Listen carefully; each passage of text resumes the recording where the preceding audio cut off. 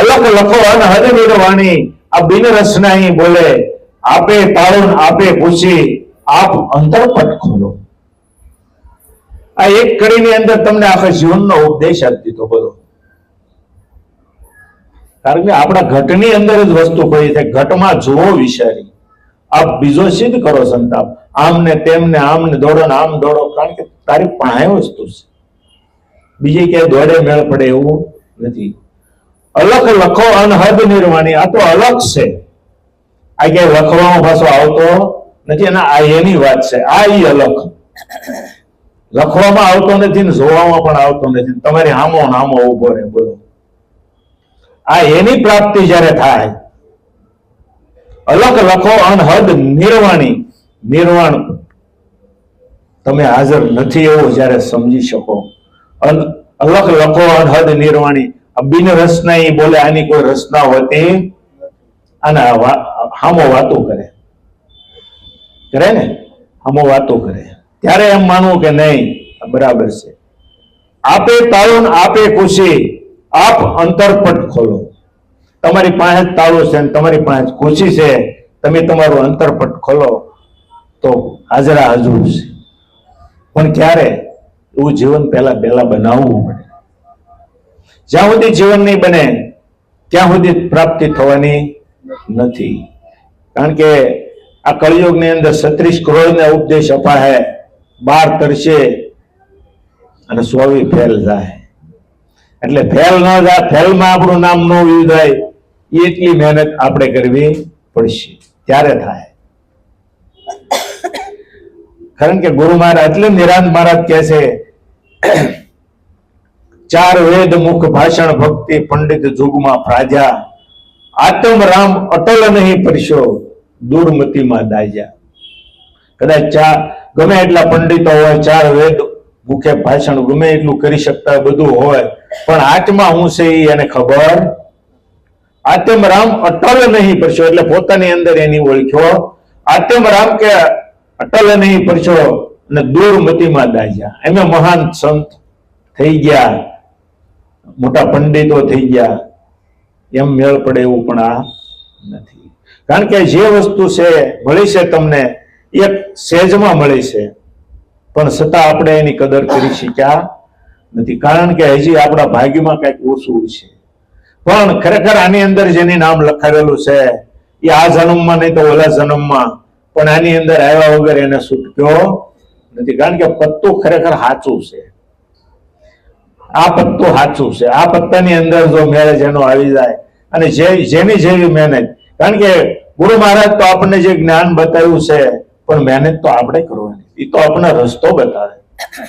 ગુરુ મહારાજ ની હારી કાંઈ નથી હો. ગુરુ મહારાજ કરાવે, ગુરુ કરાવે કે આપણને સારું થઈ જાય, કે અહીંયા લાભ થાય, અહીંયા ઓલું થાય, ઓલું થાય, કોઈથી કાંઈ એ તમે છો એ છે, એમાં કાંઈ છે નહીં. પણ જે જ્ઞાન છે એ ગુરુ છે, અને જે વ્યાપક વસ્તુ છે આની ઓળખાણ જો તમને લક્ષ્યની અંદર લાગી ગઈ તો ગુરુ કરતા શિષ્ય સવાયો થાય.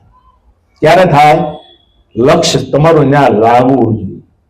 પણ રાત દિવસ પાછા ઉભા થાય અને આપણે આપણા ધંધાની અંદર કે પ્રવૃત્તિમાં કઈક ઓલામાં કઈક કોકનામાં પારકામાં આમ ને તેમને દોડ્યા કરશું, ત્યાં સુધી એ આપણો મેળ પડે. એટલે નિરાંત મહારાજ કહે છે કે હરતા ફરતા ધંધો કરતા ધ્યાન હરિનું ધરવું, નિરાંત કહે નિષ્ઠાનું ફળ છે, અધર્મથી ઓચરવું. કામ કરવાની ના નથી. હરતા ફરતા ધંધો કરતા ધ્યાન હરિનું ધરવું, નિરાંત કહે નિષ્ઠાનું ફળ છે, અધર્મથી આગું રહેવું. ખરાબ ગમે ના થતું હોય, તમારાથી બંધ થાય તો બંધ કરાવી દેવું, નકર નથી વયું જવું. ખરેખર આપણે જોવું નહીં. જોવામાં દોષ લાગે, તમે એના ભાગીદાર બનો. કા તમારી તેવડ હોય તો બંધ કરાવી દેવું કે ભાઈ આ વસ્તુ ખોટી છે નહીં, અને કા નથી વયું જવું. જોઈને ઉભા રહીને તમે જોવો તો તમે એના ભાગીદાર થાઓ, અમુક ટકા તમારો ભાગ લાગશે. કારણ કે તમારી દ્રષ્ટિ એની સામે પડી. એટલે નિરાંત મહારાજ ચોખ્ખું કે ભાઈ આ 4 વેદ મુખ ભાષણ ભક્તિ પછી બીજી કડી કઈ છે?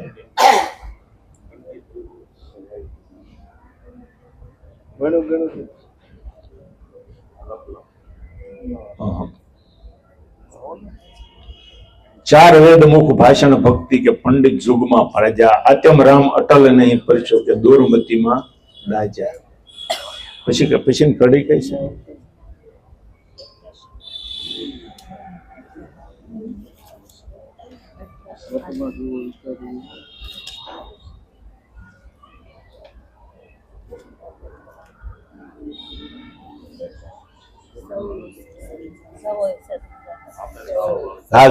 સવળું છે સમજણમાં સંત મળીને ખોળે, સેવા પૂજા સાધન ક્રિયા કે વણ સમજે શું ડોળે.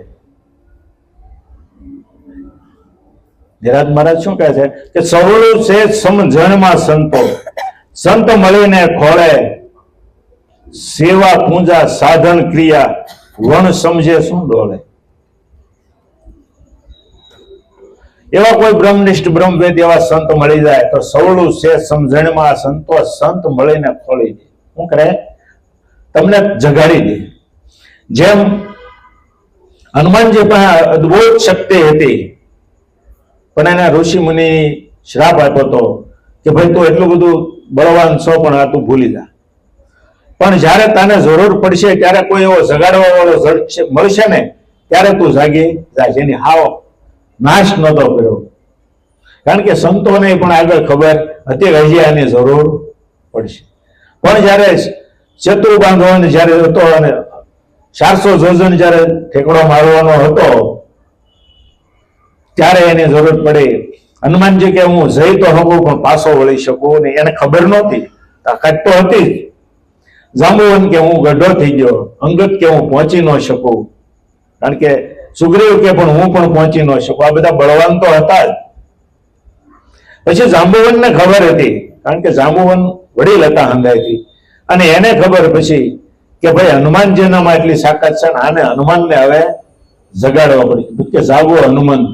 પછી એની સ્તુતિ બોલી અને હનુમાનજીને એનું જે અસલ બહુ હતું જયારે એનો જન્મ થયો અને સૂર્ય ગળી ગયા હતા એ તાકાત પછી લાવ્યા. ત્યારે કે હવે તો હું લંકામાંથી રાવણને પકડીને આયા લેતો કે અહીંયા લાવવાનો નથી, ખાલી ન્યા જઈ સીતા માતાની ખોળ કાઢીને પાછું આવું.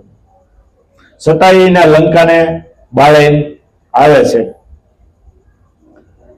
અશોક વાટિકામાં જાય તો ઝાડવા પણ બધા ખેંચીને બધું ખાય છે, ખમણ ભમણ કરીને પાછા આવે. કારણ કે હનુમાનજીનામાં એટલી તાકાત હતી કે રાવણને બોજી પકડીને લઈને પણ વયા આવે, પણ રામનો આદેશ નહોતો. જો એનો આદેશ નહોતો, અને આદેશ ન હોય ત્યાં સુધી પાછો આપણે આગળ વધાય નહીં, પણ આપણે આદેશ વગરના આગળ વધી જાય તો પાછા પડી જાય. એટલે વિચાર, હમણાં ભજન બોલ્યા કે ગમે વિચારીને બોલવું, વિચારીને કામ કરવું, કારણ કે વિચારવું છે એ મહત્વ છે.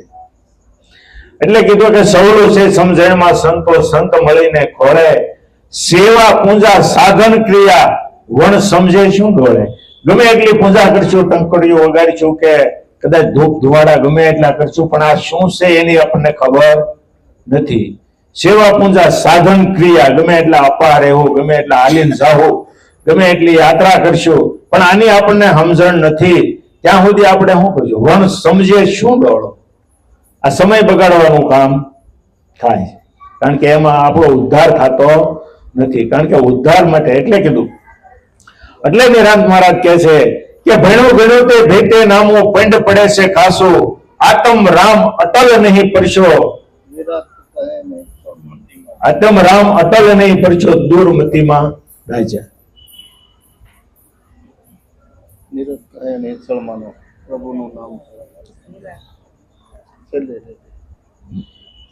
ભણ્યું ગણ્યું તે ભેટે નામો, પંડ પડે છે ખાસો, નિરાંત કહે તેને હેચલ માનો, પ્રભુનું નામ છે સાસુ. કારણ કે ગમે એટલું ભણ્યા હશું, એમાં સોકડી મારી નિરાંત મહારાજે કે ગમે એટલું ભણ્યા હશું, કદાચ કલેક્ટર બન્યા, મેજિસ્ટર બન્યા, કોઈ પણ ઊંચી પદવી લીધી, પણ આ દેહ છે ક્યાં સુધી છે. આની અંદરથી જીવ નીકળી ગયો એટલે તમારું ભણતર ભૂવાઈ ગયું. પછી પાછો ગમે ના જન્મે કલેક્ટર ન થાય, એટલે ફરીને મહેનત કરવી પડે. જીવ એનો જ હોય, પણ ફરીને મહેનત કરવી પડે. અને આ વસ્તુ જે છે આની જો તમે ગમે એ કઈક મેળ કર્યો છે, ભણ્યો ગણ્યો ત્યારે ભેટે નામું આ પંડ પડે છે કાસું, કારણ કે આનો આજીવન નથી. દેહ આવન જાવન છે, કારણ કે આત્મા છે એ અજર અમર છે. કારણ કે આત્માને જે ઓળખવો એ જ મહત્વ છે, કારણ કે વ્યાપક વસ્તુ છે. એટલે કીધું કે ભણ્યું ગણ્યું તે ભેટે નામું પંડ પડે છે કાસું, નિરાંત કહે તેને હેચળ માનો. નિરાંત કહે એને હેચળ માનો એટલે ખોટું. હેચળ એટલે ખોટું. પ્રભુનું નામ એક સાસુ, પણ એ નામ કયું? એ નામ વ્યાપક છે, એ લખવામાં પણ આવતું નથી. આ નામની જયારે ઓળખાણ થાય ત્યારે આપણો ઉદ્ધાર થાય. નિરાંત મહારાજ એમ કે છે, શું કે આ નામનું વ્યાપક વસ્તુ છે, તમારી ભેગું છે, તમારીથી જુદું નથી, વ્યાપક છે અને બધું પાછું એક જ છે. આ નામની જયારે ઓળખાણ થાય ત્યારે એ પદને પહોંચી શકાય. કારણ કે આ નામ તો આખું જગત કરે, પણ એ નામ કયું? આ ભૂપતભાઈ છે, આ બધા જયસુખભાઈ છે, બધા એમાંનો કે અશોકભાઈ છે, આ નામ તો આપણા દેહના ઓળખવાના છે. અને આ નામથી જ પાછા એ નામ પાસે જવાય. આ નામ ન હોય તો એ નામ પાસે પાછું પહોંચાતું, પણ નામનો ટેકો તો જોઈએ. વાડ વગરનો વહેલો ન સડે. ખરેખર આપણને ગુરુ મહારાજે આવું જ્ઞાન બતાવ્યું છતાં હજી આપણે કાંઈ નથી, આમાં મને સમજણ પડતી નથી. ન્યાય કરીને પાછા એશ કરીને બે રહી. ખરેખર આપણી ભૂલ છે, આપણું હજી કાસું છે. આનું મનોમન તમારું પોતાનું જ ભજન છે, આમાં બીજા કોઈનું છે નહીં. આ સમાગમ આજે શું છે? આજે આપણે બધા ભેગા થઈને આનંદ કરીએ છીએ, શું છે? આ યાદ માટે છે, અને પોતે પોતા માટે જ છે. કોઈને માટે આ ભજન છે નહીં. કારણ કે આ તો યાદ રહે. ગુરુ મહારાજે જે વસ્તુ બતાવી છે એને યાદ માટે જ આ છે, અને યાદ રહે તો જ આબાદ છે, નકર બધું બરબાદ છે.